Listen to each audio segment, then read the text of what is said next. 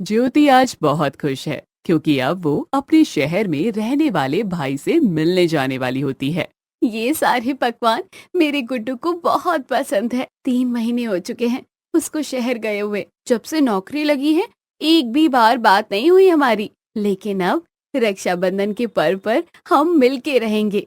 सच में भगवान तेरी जैसी बहन हर किसी को दे। बचपन में तुम्हारे माता पिता के देहांत के बाद तूने ही घरों में खाना बना के तुम दोनों का पेट पाला है। तूने संजय की खुशी के लिए अपनी खुशियां त्याग कर दी है ताकि वो पढ़ पाए, इसलिए खुद अनपढ़ रह गई। मीना, गुड्डू की खुशियां ही मेरी खुशियां हैं। मुझे उसके ऑफिस का पता चल चुका है। अब मैं उससे मिलने जाऊंगी और राखी बांधूंगी। ज्योति काफी काली होती है और इस तरह लोग उसके रंग को लेकर उसका खूब तिरस्कार करते रहते हैं। वो गांव से शहर पहुंच जाती है। तभी जब वो संजय के ऑफिस पहुंचती है तो वो वहां के कैंटीन में अपनी गर्लफ्रेंड रिया के साथ बैठा होता है। गुड्डू, हाय मेरा छोटा भाई, एकदम शहरी बाबू लग रहा है इस पैंट शर्ट में। नजर ना लगे तुझे। थू थू थू थू। कैसा है रे तू? छोटा भाई, ईयू, ये काम वाली जैसे दिखने वाली काली कलूटी औरत तुम्हें छोटा भाई क्यों बोल रही है संजू? नहीं तो मैं नहीं जानता इसे। कौन हो तुम? मैं तुम्हारा छोटा भाई नहीं हूं। मेरा नाम गुड्डू नहीं संजय है। संजय त्रिपाठी। क्या? गुड्डू, ये तू कैसी बातें कर रहा है? अरे मैं तेरी ज्योति दीदी। शहर में आकर अमीर बनने के बाद तू मेरे साथ ऐसा कर रहा है। मैं तुझे राखी बांधने आई हूँ। ये देख, ये राखी मैंने तेरे लिए अपने हाथों से बनाई है। ओफो, मैंने कहा ना, मैं तुम्हें नहीं जानता। तुम्हें कोई गलतफहमी हुई है। चली जाओ यहां से, वरना मुझे सिक्योरिटी को बुलाकर तुम्हें धक्का देकर बाहर निकालना होगा। क्या? ज्योति संजय का ये बर्ताव देखकर हैरान रह जाती है और वो उस दिन उसके ऑफिस के नीचे ही रहती है। थोड़ी देर बाद संजय उसके पास आता है। गुड्डू, तू आ गया। अच्छा हुआ तू आ गया। तूने उस लड़की के सामने मेरी बेइज्जती क्यों की? दीदी, कान खोलकर सुन लीजिए।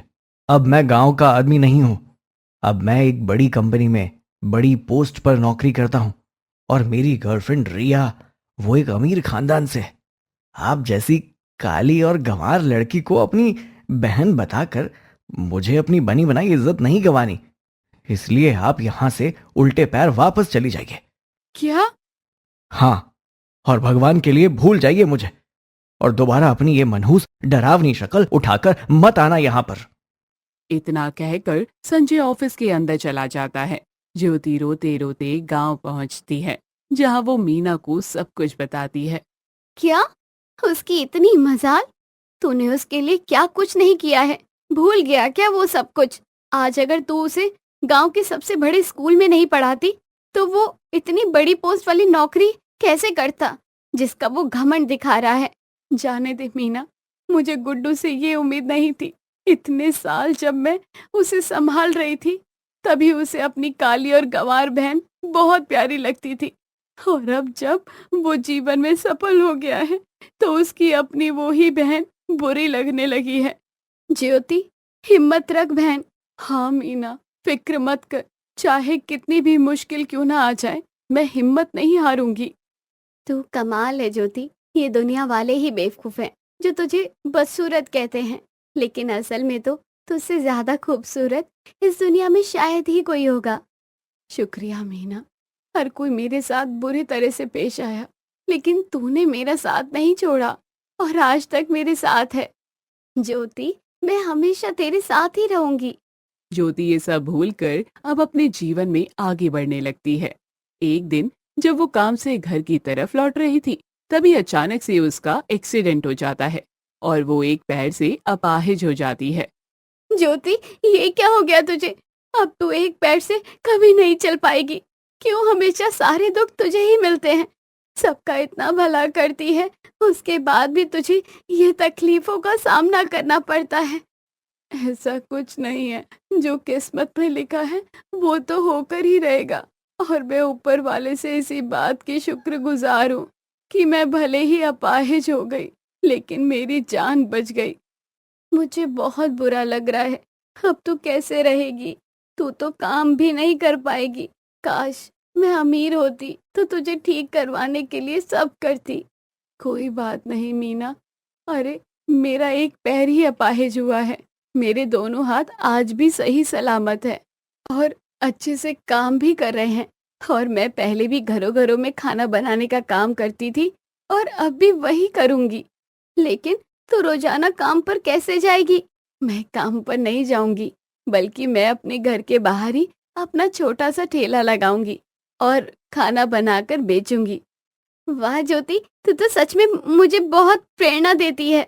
ज्योति अपाहिज होने के कारण भी अपना ठेला लगाती है और तरह तरह के स्वादिष्ट खाना बनाकर बेचने लगती है।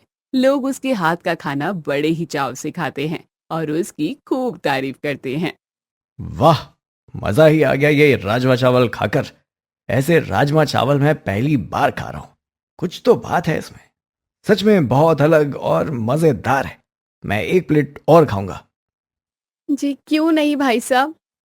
आपका जज्बा और हिम्मत देखकर बहुत अच्छा लग रहा है। एक पैर से अपाहिज होने के बाद भी आप ये काम कर रही हो, बहुत खूब। धन्यवाद भाई साहब। जहाँ एक तरफ ज्योति अपने जीवन में इतनी कठिनाइयों के बाद भी खुशी से प्रगति पर चल रही थी, वहीं दूसरी तरफ शहर में संजय को कंपनी से बाहर निकाल दिया जाता है, जिसके बाद उसे शहर में और किसी भी कंपनी में नौकरी नहीं मिलती। उसे अपनी गलतियों का एहसास हो जाता है और वो अपनी बहन के पास वापस लौट आता है। मुझे माफ कर दो दीदी, मुझे अपनी गलतियों की सजा मिल चुकी है। मैंने तुम्हारा अपमान किया, इसलिए मेरे साथ ऐसा हुआ। मैं कितना निर्दयी हूं। तुमने मुझे इतना सब दिया और मैंने तुम्हें क्या दिया? अपमान।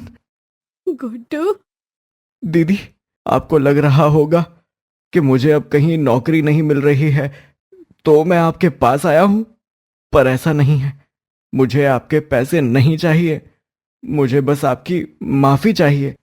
एक बार मेरे सिर पर हाथ रखकर आशीर्वाद दे दो और मुझे माफ कर दो, उसके बाद मेरा कल्याण ही होगा। आपका तिरस्कार किया इसलिए मेरे साथ गलत हुआ। आपका इतना बड़ा एक्सीडेंट हो गया, तब आपको जरूरत थी मेरी, मैं आपके साथ नहीं था। कितना बुरा हूं मैं। पागल है क्या तू? तू तो मेरा छोटा भाई है, तुझे मैं कैसे माफ ना करूं? गलतियां हर किसी से होती हैं, लेकिन उनका एहसास हो जाने पर माफी मांगने वाले लोग ही सही होते हैं। तूने बिना किसी शर्म के, लालच के मुझसे माफी मांगी है, इसलिए मैं तुझे माफ करती हूँ। इस तरह अंत में ज्योति उसे माफ कर देती है और वो दोनों अपना अधूरा रक्षाबंधन बनाते हैं और फिर एक साथ खुशी से रहने लगते हैं।